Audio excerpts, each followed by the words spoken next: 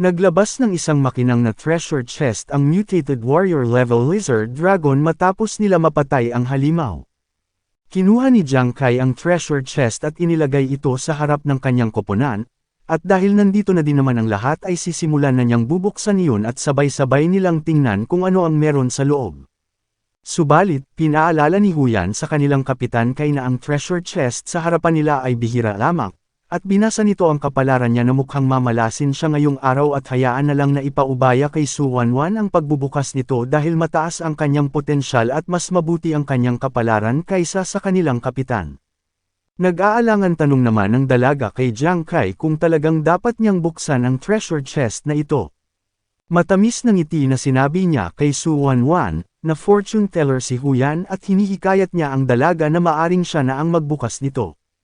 Inakbayan naman ni Huyan si Su Wanwan at para sa kanya na mapalad silang makatagpo ng mutated warrior level lizard dragon, at alam niya ang loob ng treasure chest ay talagang magiging sulit, hindi din naman maitago ni Su Wanwan ang kanyang ekspresyon na masabik at sinimulan niyang buksan ng may kaunting lakas ang treasure chest. Sa pagbukas niya pa lamang ay bumungad sa kanila ang matinding liwanag na inilalabas mula sa loob ng treasure chest, at sa sorpresa ay curious ang lahat na tiningnan ang nasa loob matapos ito mabuksan. Para malaman ang halaga ng bawat item sa loob ng treasure chest ay ginamit ni Su Wanwan ang karagdagang tampok ng kanyang smartwatch upang matulungan silang matukoy ang mga ito. Una niyang inilabas ang kulay lilang mineral na bato at ang hawak niya na ito ay tinatawag sa pangalan na super grade phosphate or essence. At binanggit niya sa lahat na ang mineral ay maaaring magdagdag ng phosphating film sa mga armas at kagamitan upang mapahusay ang depensa, tumitimbang ito ng 10.4 na kilo at tinatayang nagkakahalaga ng 500,000 Shengyao coins. Sumunod na kinuha ni Yuan Zhou ang kulay puti na mineral na bato upang sunod na matukoy ang impormasyon ng item, at binanggit ng dalaga na ang hawak niya ay tumitimbang ng 17 kilo na nuclear stone, at iyon ay isang mahalagang mapagkukunan ng enerhiya na maaaring magamit para sa pagtatayo ng lungsod na tinatayang nagkakahalaga ng 100,000 Shengyao coins. Lumapit naman si Huyan at ipinakita ang bagay na hawak nito para matukoy, at sinabi ni Su Wanwan na ito ay tumitimbang ng 48 gramo na tinatawag na blood essence crystals na maaaring magamit para sa paggawa, at pag-optimize at pagpapabuti ng mahahalagang kagamitan na may tinatayang halaga ng 300,000 Shengyao coins. Sumunod naman na na-appraise ni Su Wanwan ang hawak na ilang kapirasong buto ni Jiang Kai na tinatawag na 3 heavenly bones, at ito ay isang mahalagang sangkap sa pagpapataas ng antas ng talento, na tinatayang nagkakahalaga sa 210,000 Shengyao coins. Gayunpaman, may ibang bagay ang nakaagaw ng pansin ng binibini nang muli siyang tumingin sa loob ng treasure chest, at ang bagay na nakakuha ng kanyang atensyon ay walang iba kundi ang mutant blood crystal, na tumitimbang ng 0.6 grams at ang mineral na ito ay isa sa mga materyales para sa paggawa ng secret medicine, na tinatayang nagkakahalaga ng 6 million Shengyao coins. Lubos ang saya ni Su Wanwan sa hawak niyang mutant blood crystal na bihira lamang na makuha sa Ghost Star. Dali-dali namang lumapit si Jiang Kai sa dalaga na tinuturo ang bagay na siyang hindi makapaniwala na milyon-milyon ang halaga ng mineral sa bawat gramo nito, at isa lamang ito sa mga materyales na nakuha nila sa loob ng kanilang treasure chest. At sa isang pagkakataon ay naalala ni Jiang Kai noong siya ay nasa treasure hall ng King Level Fishman Lord, at ang 3 secret fishman potion na ininom niya ay nangangahulugan lamang na nagkakahalaga pala iyon ng daang-daang milyon na Shengyao coins, subalit, lingid sa kaalaman niya iyon at basta-basta na lamang tinungga ang napakahalagang bagay. Sa pagkakaalam ng ating bida na ang secret medicine ay pinatataas ang mga attributes ng katawan, at ang mga materyales na ito ay napakabihira lamang na makuha. Ang buong Shengyao ay maaari lamang gumawa ng mas mababa sa 20 bote ng secret potion sa isang taon. Dagdag pa ni Jiang Kai na kaya nakakuha siya ng 60 points sa 3 bote na ininom niya sa Frozen Island dahil ang isang bote ng secret potion ay maaaring tumaas ng mga pangunahing attributes ng 20 points, at kung ibebenta niya ang 3 secret potion na nainom niya sa market ay ang presyo ng pagbebenta ay humigit kumulang sa 150 million Shengyao coins. Napaiyak na lang siya at ganoon na lamang ang laking panghihinayang ni Jiang Kai nang hindi niya inaasahan na ilang lagukan niya lamang ang daang-daang milyon na halaga ng secret potion, kung alam niya lang sana iyon ng mas maaga ay sana tinikman niya ito ng mas mabuti, samantala, kabaliktaran na ekspresyon naman ang pinapakita ni Yuanzu na unang beses pa lamang niya makakita ng napakahalagang mineral. Maliban pa sa mutant blood crystal ay may isa pang bagay ang kumuha sa atensyon ng dalawang binibini at nasorpresa na naglalaman pa pala ng isang kamangha-manghang bagay ang treasure chest at ang hawak na bagay na iyon ni Su Wanwan ay tinatawag na holy water. Na kung saan isa ito sa mga materyales na kailangan ng isang healer para sa job change kapag nakatungtong na sila sa level 20, at kinakailangan lamang ng 5 ml para makapag-job transfer subalit, sobra-sobra ang laman ng holy water na nakuha nila. Base naman sa impormasyon na nalalaman ni Ruan Yu ang bawat 5 ml ng holy water ay maaaring maibenta sa market na nagkakahalaga ng 1 milyon na Shengyao coins, at ang hawak niya ngayon ay eksaktong nagkakahalaga ng 3 milyon na Shengyao coins. Masayang pinahayag ni Yuan Zhu sa kanyang koponan na patunay na meron talagang materyales para sa job change, at mapalad si Su Wanwan na makuha ang importanteng materyales para sa kanya, at sa tingin ni Yuan Zhu na pagkatapos ng lahat, kahit na isang mutant warrior level treasure chest pa ang kanilang makuha, at ang pagkakataon na magkaroon ng 3 materyales ng bawat propesyon para sa job change sa loob ng treasure chest ng sabay-sabay ay napakabihira lamang. Sa kabilang banda, lumitaw ang sign ng pera sa mga mata ni Huyan na ang typical na warrior level treasure chest ay nagkakahalaga ng 8 milyong halaga ng mga bagay, at ang halaga ng mutant warrior level treasure chest nila ngayon ay nagkakahalaga ng higit pa sa 10 milyong Shengyao coins. Hindi din naman maiwasan na sabihan ni Ruan Yu si Huyan na nagmumukhang pera siya ngayon. Kaagad naman siyang lumingon sa harap ni Ruan Yu at kung sigurado ba siya sa sinasabi niya, dahil kung sa mga ganitong bagay pa lang ay may isang tao lamang ang talagang hindi makakapagtimpi sa halaga ng ganitong kayamanan at sinabi niya na bakit hindi niya subukang tingnan ang itsura ng kanilang kapitan ngayon. Napalingon sila sa kanilang kapitan at napagtanto na hindi mapigilan ni Jiang Kai na mabaliw sa dami ng mga bagay o pera na makukuha nila kung maibebenta nila ang treasure chest na iyon. At naisip niya na kahit nainom na niya ang 3 secret potion noong nakaraan ay nabawi naman niya ito kahit papaano dahil maliban pa sa treasure chest ay meron pa silang bangkay na card ng mutant warrior level lizard dragon at ang presyo ng nakuhang pagbabahagi nila ay tinatayang lumampas sa 15 milyong Shengyao coins. Ganoon na lamang ang naging reaksyon ng dalawa nang makita na wala pa din nagbabago sa kanilang kapitan pagdating na sa ganitong bagay. Pagkatapos ng araw na iyon, ang koponan na Vulcan Squad Team ay kaya ng pabagsakin ang isang pugad ng karaniwan na Armored Lizard Dragon araw-araw, at kahit minsan ay nakakadalawa sila na Warrior Level Armored Lizard Dragon sa isang araw lamang. Habang dumarami ang bilang ng kanilang mga labanan, ang mga pag-atake na armor break ang ni Yuan Zhu na sinamahan ng matataas na critical hit ni Jiang Kai ay nagiging madali at mas lalong pinadali na lang na mapaslang ang mga Armored Lizard Dragon. Gayunpaman, kahit ang pinadali nilang laban ay nagkakaroon din ng negatibong aspeto at iyon ay ang maraming pagkonsumo ng alak ni Yuan Zhu pati na ni Ruan Yu.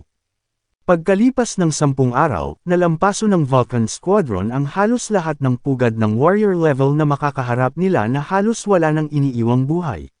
Si Yuan Zhu at Ruan Yu ay parehong nag-level up sa level 20, at si Su Wanwan naman ay nag-level up din mula sa level 9 hanggang sa level 12.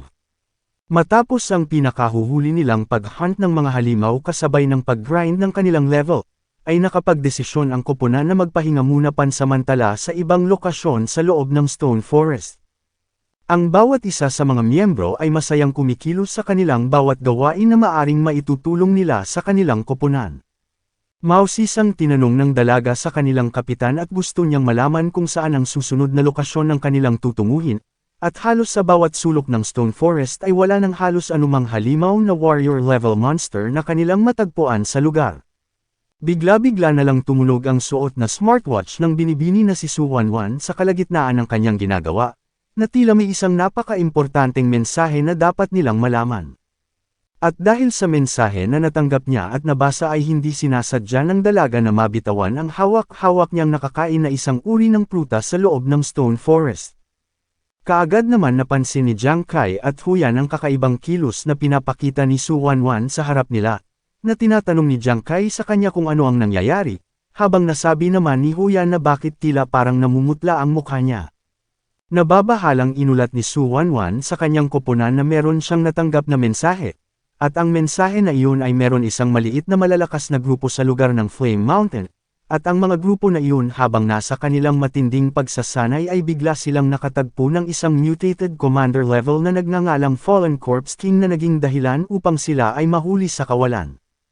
Labis na nagulantang ang apat nang marinig pa nila kay Su Wanwan na ang malalakas na grupo na ito ay nilipol ng Mutant Lord level na halimaw na wala ni isang natirang buhay na miyembro sa koponan.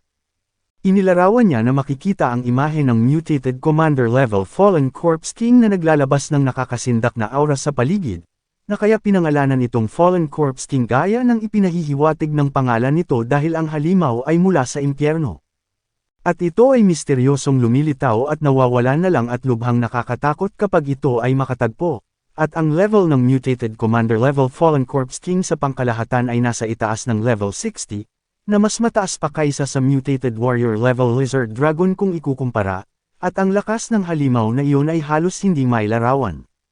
Gayunpaman, dagdag pa ni Su Wanwan na ang commander level na Fallen Corpse King ay nakatanggap din ng seryosong malaking pinsala mula sa nalipol nitong grupo, at ngayon ang halimaw ay nagtatago upang pagalingin ang sugat na natamo. Kaya napakomento na lang ang dalaga na si Su Wanwan sa harapan ng kanyang koponan na ang halimaw na iyon kahit nakatanggap ng pinsala ay talagang malakas. Bulalas naman ni Huyan kung natalo lang ng grupo na iyon ang gayong halimaw ay talagang lubos-lubos ang kanilang yaman, at sa kasamaang palad ay humantong ito sa kanilang pagkamatay. Dagdag pa niya na ngayon ay napatay na ang grupo ay sigurado mataas ang ibabayad sa kung sino man ang makakakita at makakapatay ng sugatan na mutated commander level na halimaw. Nagpahayag naman ang dalawa ng lungkot sa balita na kanilang narinig kahit na ginawa ng grupo ang kanilang makakaya para lang makasurvive mula sa halimaw ay hindi pa din sila pinalad na mabuhay. Tinawag naman ni Jiang Kai si Su Wanwan para itanong sa kanya kung sariwa ba ang balita na kanyang natanggap, at kung gaano karaming tao ang nakakaalam tungkol sa sugatan na mutated commander level na halimaw. Hindi mabasa ng dalaga kung ano ang iniisip ng kanilang kapitan at sinabi niya na bago lang ang balita at hindi pa kumalat ito ng ganun kalayo ngunit, alam niya na alam na ito ng mga malalaking guild at tiyak na nagsisimula na silang magpadala ng mga tauhan para paslangin ang halimaw. Kaya napatanong na lang si Su Wanwan kay Jiang Kai kung iniisip niya bang tumungo din doon. Lumilitaw ang determinasyon sa mga mata ng ating bida at sa pagkakaalam niya na ang Sheng Yao ay may batas na ipinagbabawal ang pagnanakaw sa mga boss na halimaw, at para sa kanya ay nalalapat lamang iyon sa king level boss at hindi na doon kabilang ang mga mataas pa sa commander level boss, at iyon ay walang duda na ang hindi mabilang na mga tao ay sabik na subukan ang kanilang kapalaran para labanan ang nasugatan na mutated na commander level na halimaw. Nagpakita ang kapitan na matamis ng ngiti at hinihikayat ang kanyang koponan na bakit hindi din nila subukan ang kanilang kapalaran. Walang bahid ng pag-aalinlangan at kaagad na tumugon sa ating bida si Huyan na sapat na ang kanilang pagsasanay laban sa Armored Lizard Dragon, at kung sakali lang na hindi nila makuha o mapapasa kamay ang mutated Fallen Corpse King ay nagbigay naman iyon ng bagong hamon at karanasan para sa kanila. Pinahayag naman ni Ruan Yu na kung hindi dahil sa kanilang kapitan Kai ay hindi siya maniniwala na kaya nilang talunin ang mutated warrior level lizard dragon, at masaya niyang sinabi na isama na siya sa bilang nasasama sa kanya, at kahit na may kaunting pag-aalala ay hindi naman nagpatinag si Su Wanwan at gusto niya na sumama din kay Jiang Kai. Hindi naman nagpatalo si Yuan Zhu na sinabing sasama din siya, na inaangat ang kamao pa itaas na hindi magiging kumpleto ang Vulcan Squad nang wala siya, at tinawag niya ang sarili bilang ang numero 1 war god sa mundo. At dahil doon ay hindi mapigilan ni Jiang Kai na ngumiti mula sa pinapakitang tibay ng loob ng kanyang koponan, kahit nahaharapin pa nila ang mutated commander level na halimaw. Inilahad niya ang mga kamay sa harap ng kanyang koponan, na sa pagkakataon na ito ay nakaset na ang susunod nilang target sa mutated Fallen Corpse King, at bawat isa sa mga miyembro ay nagpapakita ng ngiti sa kanilang mukha na inilalagay ang buong tiwala sa kanilang kapitan. Sa sumunod na araw, nakarating na ang Vulcan Squad sa lugar ng Flame Mountain, at sa tindi ng mataas na temperatura ay labis na pinagpapawisan ang katawan ni Ruan Yu, kaya binuksan niya ang butones para ilantad ang dibdib niyang namumula sa init. Habang pinupunasan ang pawis sa mukha gamit ang kamay, ay napapansin ni Yuan Zhu ang mga kakaibang uri ng puno na dinadaanan nila.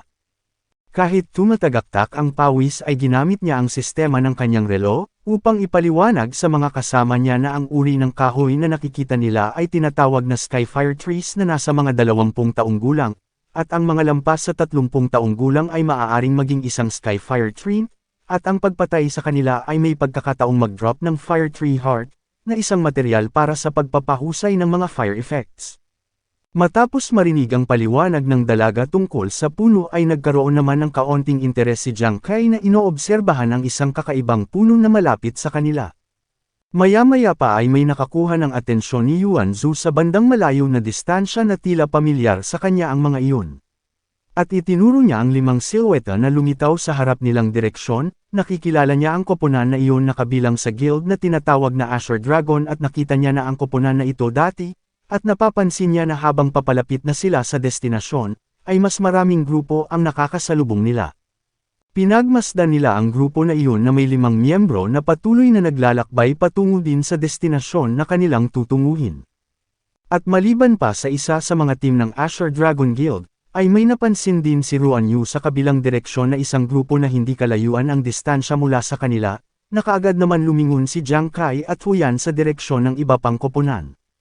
Hindi maiwasang sabihin ni Ruan Yu na gaya na ito ng inaasahan nila, na ang lahat ng nakatanggap ng balita ay mabilis na aaksyon, kaya sa pagkakataon na ito ay dapat na din nilang bilisan. At sinabi naman ni Huyan na bagaman sila ay mas mabilis kaysa sa mga nagmumula pa sa pangunahing lungsod, pero mas mabagal pa rin sila kaysa sa mga team na nagsasanay na dito sa lugar. Habang pinagmamasdan ni Jiang Kai ang ibang koponan sa malayong distansya, ay sumang-ayon siya sa sinabi ni Huyan na hindi nila alam kung gaano pa karaming mga koponan ang nagmamadali sa lokasyon ng Mutated Fallen Corpse King, at ang koponan na kanina pa nandito sa lugar ay tiyak na naghihintay na ng kanilang mga reinforcement. Matapos niya pagmasdan ng ibang grupo ay napansin naman ni Jiang Kai si Su Wanwan na bumabagal na ang paglalakad at naiiwan na ng koponan. Pinipilit ng dalaga na magpatuloy pa rin sa paglalakad kahit na nararamdaman niya ang labis na pagkapagod ng kanyang katawan dahil na din sa mataas na temperatura sa lugar, at iniisip niya na kahit ang kompetisyon para sa paghahanap ng mutated commander level na halimaw ay napakahigpit, at ang lahat ng miyembro ng koponan na Vulcan Squadron ay patuloy pa din na kumakapit, at ayaw ni Su Wanwan na maging pabigat lang sa grupo. Gayunpaman, sa kabila ng lahat ng pagsisikap ng binibini ay malapit na siya mawalan ng malay. Bago pa man yun mangyari, ay nakita niya ang mga paa na humahakbang papalapit sa kanya, at ang may-ari ng mga paa na iyon ay walang iba kundi si Jiang Kai na may bitbit na tubig na inumin at sinabihan niya ang binibini na uminom muna siya ng tubig at magpahinga muna. Habang inaabot niya ang sisidlan ng tubig ay napagtanto ni Jiang Kai na dahil isa sa mga main fighter si Yuan Zhu ay kailangan niyang muna maunang mag-level up, at dahil mataas na din naman ang level ni Ruan Yu, at si Huyan naman ay kasalukuyang nasa level 29 na, kahit nasa level 12 pa lang si Su Wanwan ay hindi ito nagreklamo sa kanya at bagkus ay nagsumikap pa siya para lamang makasabay sa kanila. Malungkot na ekspresyon naman ang pinapakita ng dalaga na sa tingin niya ay siya pa ang dahilan na maunahan pa sila na makita ng ibang koponan ang kanilang target. Kaya mariing tinatanggi ni Su Wanwan ang alok ni Jiang Kai sa kanya na magpahinga muna at nagpanggap na hindi pa siya nakakaramdam ng pagod, at habang tinitingnan ni Jiang Kai ang dalaga na kahit siya lang ang tanging nasa mababang level na non-combat healer nagpumilit pa rin siya hanggang ngayon, at naisip ng ating bida na siguradong hindi siya kasing hina na hindi katulad ng iba. Dahil nagpupumilit pa din si Su Wanwan sa pagtanggi sa alok ni Jiang Kai hanggang ngayon, ay naisipan ni Jiang Kai na magkunwari na siya ay pagod na sa kakalakbay nila kaya niyaya niya ang dalaga na samahan siyang magpahinga. Naintindihan naman din ng tatlo ang batid na ibig sabihin ng sinabi ng kapitan nila kay Su Wanwan, kaya sumang-ayon sila na magpahinga na lang muna dahil marami na din naman ang mga koponan na nandito sa lugar na mas mataas pa ang level sa kanila, at nagmungkahi na mas mabuting makapagpahinga na muna sila para makaipon ng lakas para sa susunod na laban. Hindi naman ito inaasahan ni Su Wanwan at inaalala pa din niya kung paano na lang kung may maunang makahanap na ibang koponan kaysa sa kanila. Nagsimulang magpaliwanag si Jiang Kai na ang pangalan ng lugar kung saan matatagpuan ang mutated commander level na halimaw ay tinatawag na Blazing Ridge, na may malaking radius na 5 o 6 na kilometro ang lugar. At dagdag pa ni Jiang Kai na bukod pa doon, ang karamihan sa mga halimaw dito sa lugar ay walang malinaw na kahulugan ng teritoryo at madalas na nakikitang gumagala-gala sa buong lugar ng Blazing Ridge. Hindi alam ni Huyan kung ano ang iniisip ng kanilang kapitan, kaya nagtanong siya kay Jiang Kai kung ano ang pinaplano niyang gagawin nila. Pero, seryosong ekspresyon na sinabi niya sa koponan na iniisip niya kung dapat ba silang huminto muna at mag-isip bago magpatuloy sa paghahanap para sa mutated Fallen Corpse King, at tinanong niya silang lahat na kumpara sa ibang mga koponan, kung mayroon ba silang mga special advantages na makakatulong para malampasan ang suliranin na ito.